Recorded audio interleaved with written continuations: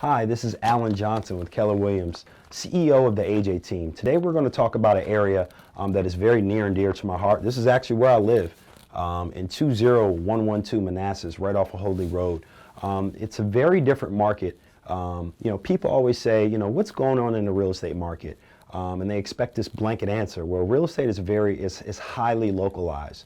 It's more so micro than it is macro.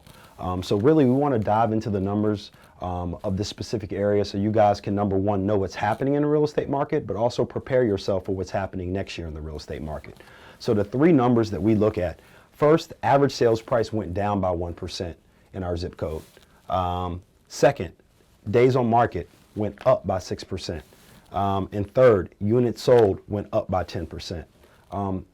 Those numbers really don't make a whole lot of sense until you put it into the context of the area. We knew that sales prices were going to lag this year, and we actually expect them to lag next year and the year after.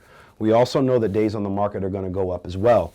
What we were surprised about was this: the units sold going up by 10%. I think the reason why we're seeing the units sold going up by 10% is because buyers are starting to see value that they didn't see in years before. So when the market was hyperactive and things were going up like hotcakes, buyers were kind of sitting on the fence. But now you have a lot of buyers who are moving up from places like Lake Ridge, or moving up from places like Dale City, moving up from places like Montclair, and they're selling or renting those townhomes, and they're moving up into units that are bigger and more conducive to their growing family. The other dynamic that I think that we saw that was a major shift in our area was this number right here: 51%.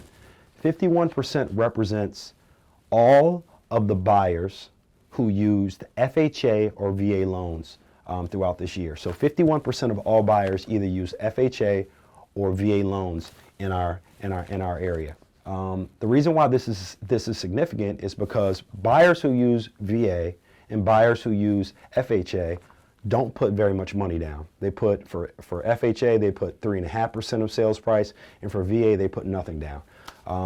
That has really shifted our market into a place for move-up buyers, and a place where buyers don't necessarily have a ton of money to put down, but they have equity, not equity, but they have good credit, they have the ability to buy, but they don't have the massive amount of money that we saw buyers in previous years put down. So what we're going to see is, when you see more than 50% of buyers using those types of loans, what you'll see is those buyers also demanding closing costs. And that's one of the other trends that we're going to see into the new years. We're going to see more and more buyers demanding closing costs.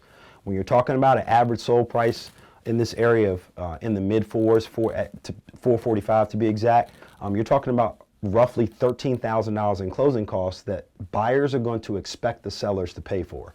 And that's why you're going to see our average sales prices trending down. A couple of other things, X factors that we're going to see in our area that are really going to drive our market to the north or to the south are interest rates. Interest rates are the elephant in the room. No one knows whether interest rates are going to tick up. Are they going to stay put? Are they going to meander? Are they going to dip up and down? But you can best believe that interest rates will drive our market. The second, the stability and the growth of the move-up markets. So if you look at a place like Lake Ridge, if you look at a place like Montclair, if you look at a place like Dale City, those are the areas that the move-up buyers who are moving up into this area are either selling or renting from. So if those markets stay robust and those markets have plenty of new home buyers moving into them, then you'll see our market stay pretty stable. And then last but not least are new homes. You got communities and that aren't just in our zip code, but communities that are within a 3 to 5 mile radius. You got Mays Quarter, you got Holy Run, you got Liberty Manor, you got Hope Hill, you got Hickory Ridge. You've got a lot of new home communities that we are seeing that are really either pushing the market, they're dictating the market. So an example, all right, Potomac Shores. So Potomac Shores is over in Dumfries, in Route 1, in the Route 1 Dumfries corridor. They started off with a product line that was in the high 6s, 7s, and 8s.